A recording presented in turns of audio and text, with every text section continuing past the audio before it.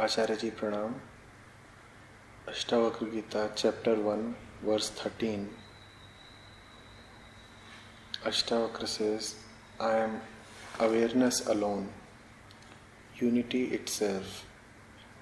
And Ashtavakra repeats this many a times in the whole chapter. He says, to me, this seems like reminding myself of my awareness nature all the time. It can help me attain liberation. Please help me understand this.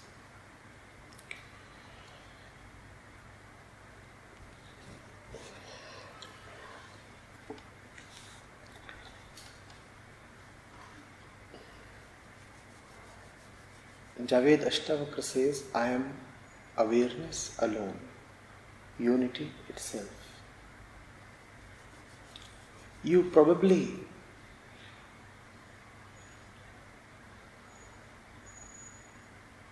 took that the emphasis was on the word awareness.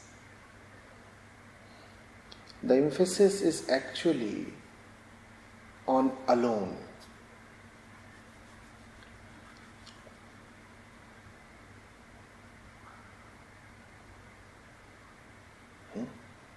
I am awareness alone.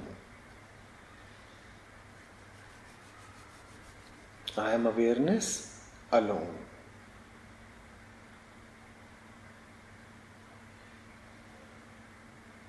Whenever we usually say we are something, we don't merely say what we are. We also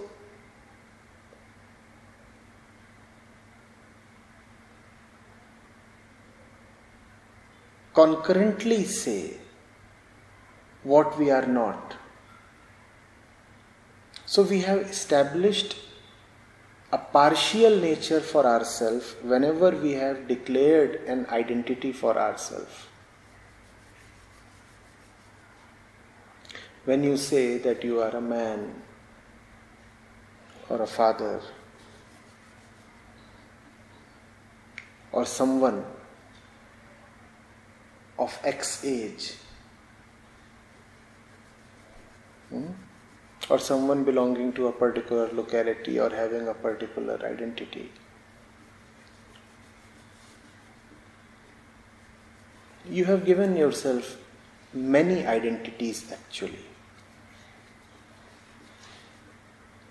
And each of these identities are not only partial but also put together, they cannot give you the total. First of all, they are all partial identities. Secondly, even if you take all those identities and put them together, you still do not get to the total. So what Ashtavakra is saying is, you are awareness alone, alone. Nothing else. The word alone has to be read in negativa. The word alone is a big no.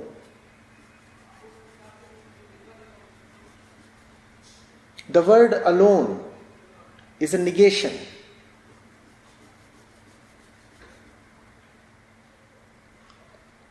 Denial, a rejection.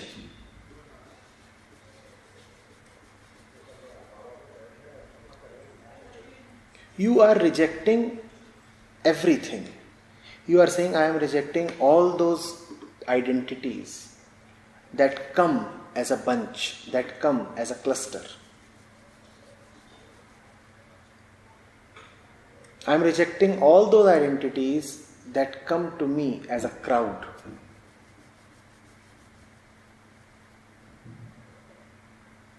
If you are somebody's father, is it possible that you are not somebody's son?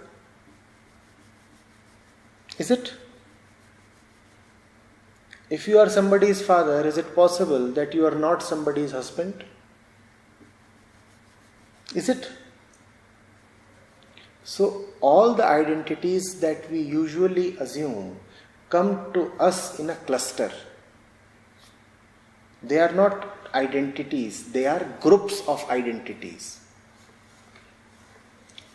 You may want to choose any one particular identity, but the moment you touch even one identity, what you have actually allowed into yourself is hundreds of identities. Do you get this? Ashtavakra is saying, choose that identity that comes alone. That identity which is a firm denial of all nonsense, all clutter.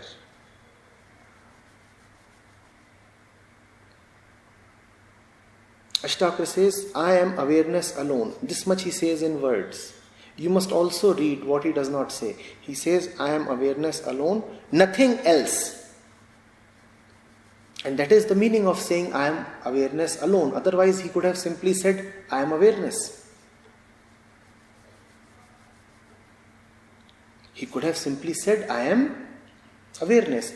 But he ensures that he is highlighting something, that he is emphasizing something. You must notice that the stress is on alone. He says, I am awareness alone. And thereby he is saying, I am awareness alone and nothing else. I reject the crowd. I am not prepared to don hundreds of robes. I feel suffocated. It is not my nature to wear and carry so much.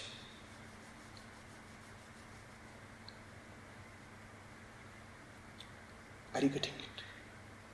So, in the usual run of life, ask yourself,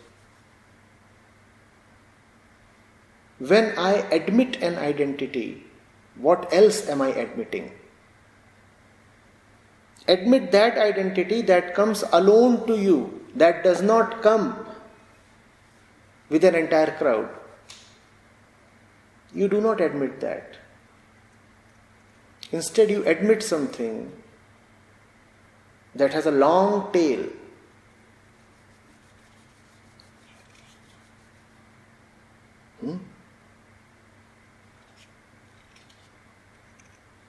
The identities that we take upon ourselves are a bit like the HIV virus. Once you have admitted that particular virus, scores of other diseases are sure to arrive in its wake.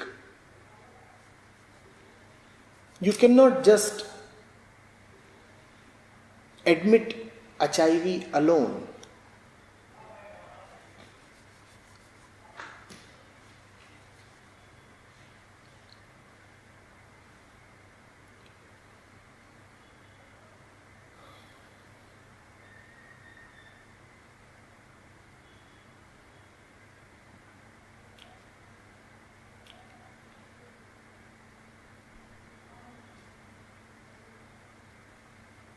You cannot just admit HIV alone. HIV is a bunch of diseases that will follow the first virus. And that's how it happens to us. We are duped. We think we are admitting only one identity upon ourselves.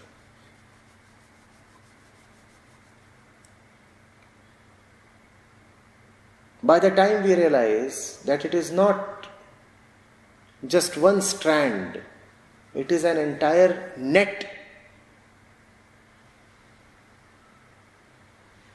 that we are now entangled in. it is usually too late.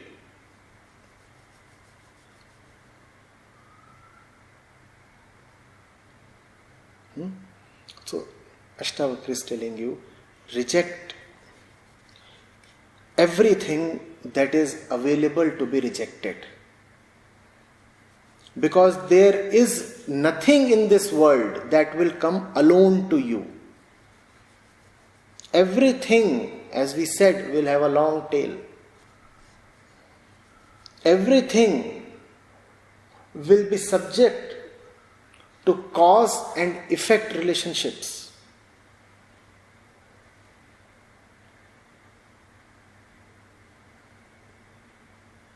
You admit something and its family is waiting outside to enter and occupy your space.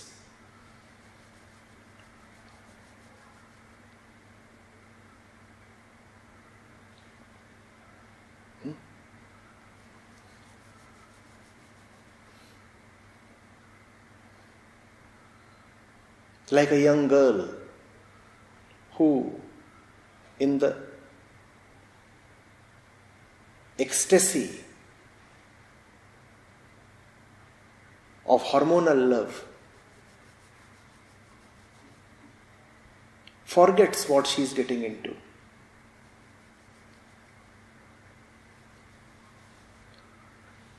She has fallen for a man.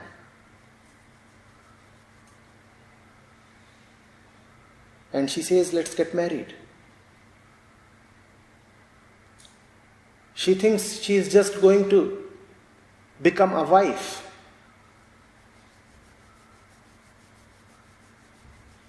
Soon she realizes she is not merely a wife. She is a daughter-in-law, sister-in-law, and whatnot. And it doesn't take much longer to realize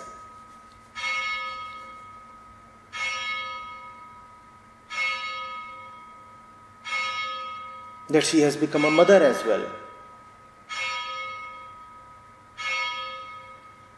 She had probably never bargained for these additional identities, but they all just followed like the tail. A small beast having a very long tail. The beast shows its cute face. And you say, fine chap, come over, come in. And it comes in and keeps coming in and keeps coming in and keeps coming in, and the tail is so long it never gets exhausted. That beast is still coming in. It keeps coming in. It fills up your entire life. You had never bargained to give so much space to it. But that's the thing with every worldly identity. You admit one thing, and it would never be just one thing. It would never be just one thing alone.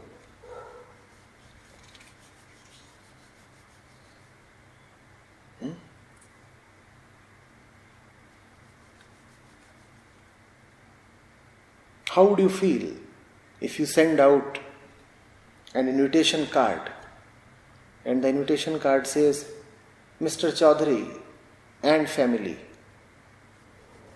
and Mr. Chaudhary turns up with 500 people and says, all these are my family?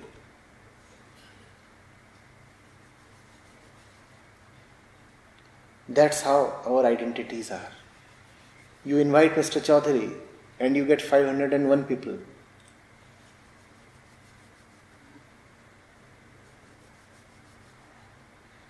Invite the one who comes alone. Invite the one who doesn't have a family. And there is only one such one.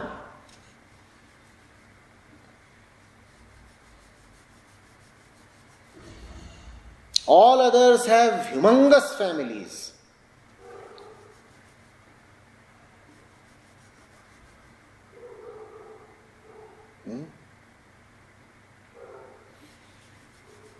Invite happiness. And very soon you will discover that happiness has a very long tail.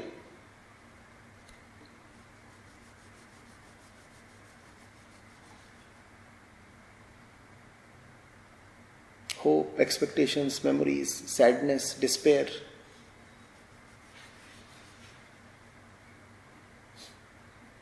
Invite hope, and you will discover hope has a very long tail. They all come together.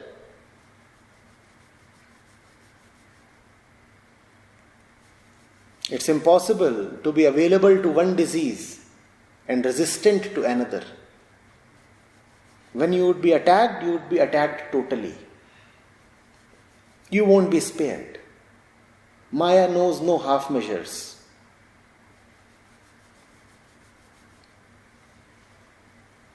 The one who is prone to fear would also be prone to jealousy, comparison,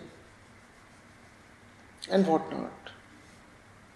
If you have been able to see one flaw in yourself, one chink in your armor, then rest assured that your entire armor is about to crack into 1,000 pieces and fall down. One chink won't remain limited to one chink. If you are lustful, you'll have to be greedy and afraid.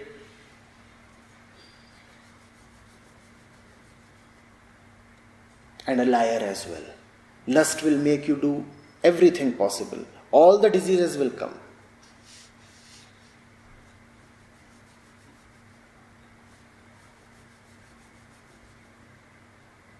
Be that which you can be alone. When you can say, I am that alone and nothing else, then you are safe.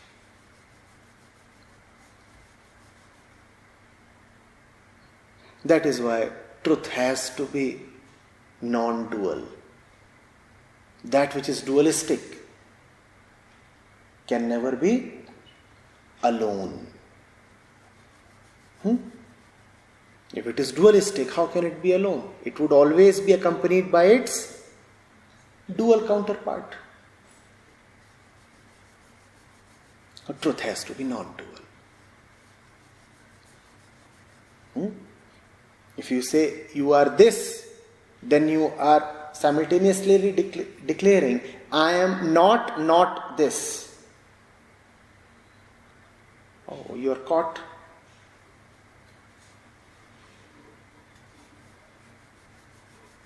And those who know have told you that two means an infinity.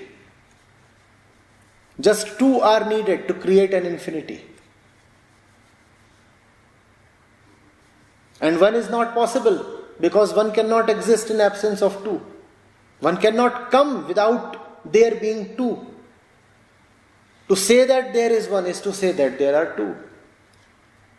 Two means infinity. One is not possible. So it is best to be nothing. And that is what Ashtavakra is telling you. When he says be that alone, he means don't be two. And being one is not possible. So be nothing that your mind can think of.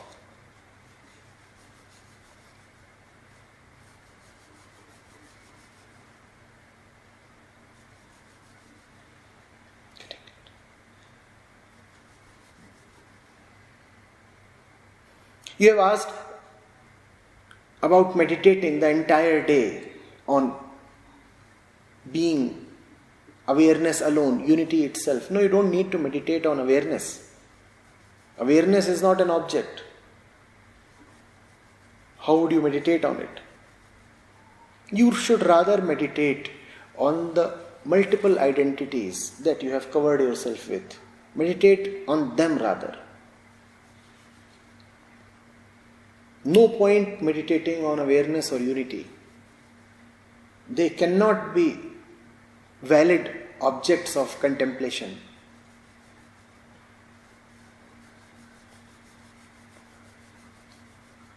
Meditate on what you take yourself as. Go deep into it. Ask yourself, how did I get to become what I consider myself as? How exactly did it happen? What is happening right now? Who is listening? Who is talking? Is it the identity at work? Have I been trained to behave and think and act in certain ways?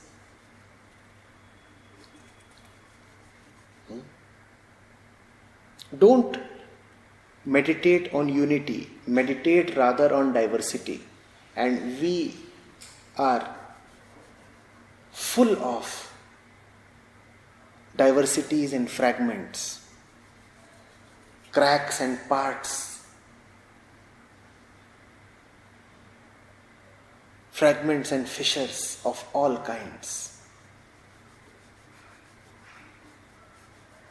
Meditate on them. See how life is unfolding in front of you. See what is happening daily, moment by moment. Meditate on all that. Something happens and you react. Immediately then, right there, meditate. And things are happening all the time. And one is surrounded with stuff all the time. So, every moment is a great time to meditate.